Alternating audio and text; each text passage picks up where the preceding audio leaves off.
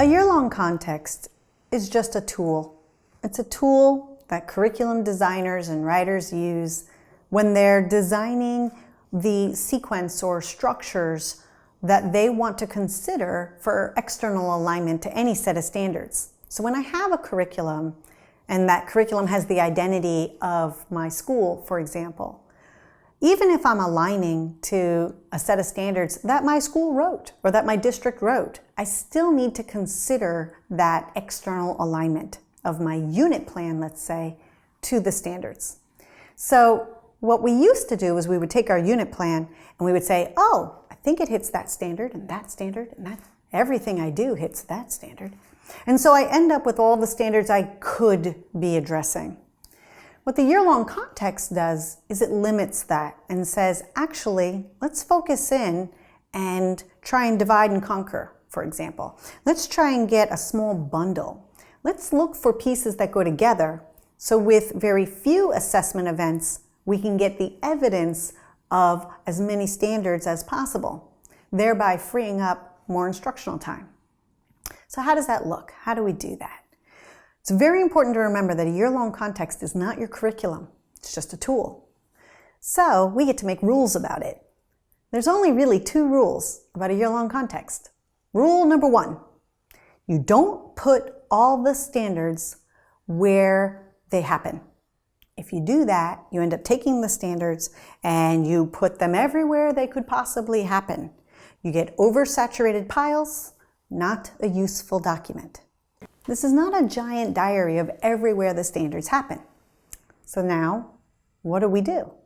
You really want to be discriminatory about it and say, where do I overtly teach and assess this standard? And if I had to commit to one location, where in a given year would that be? September, October, November, December, January, February, March, April, May, June, for starters. Some groups do beginning, middle, and end.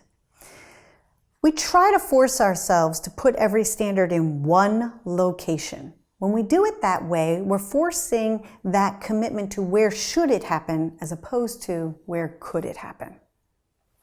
If you need to put it in 2 locations, that's okay. We understand. Think of it as a pre and a post, but be strategic about it. And if you're going for 3 or more, call me, you need an intervention. The second rule of a year-long context is you don't think about student mastery. You don't say, this is where the students will give their best evidence of the standard.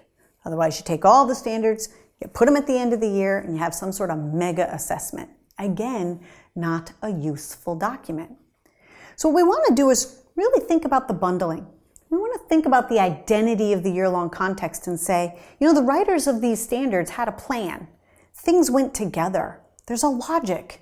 And if I think about that logic in a way where I can say, oh, take the Common Core state standards, for example.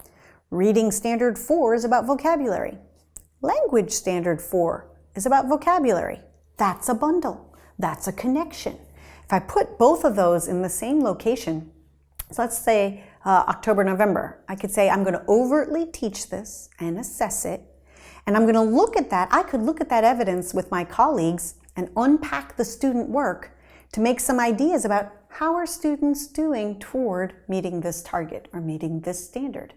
I can do that at that point. Now, are we going to do vocabulary all year long? Of course. Are we going to do vocabulary and overtly teach it and assess it in more than one place? Of course. But a year-long context is not the place to show that. We just want a cunning plan, clear bundles, some way we can make confidently the choices about where I can structure the non-negotiables of what will be aligned to my curriculum.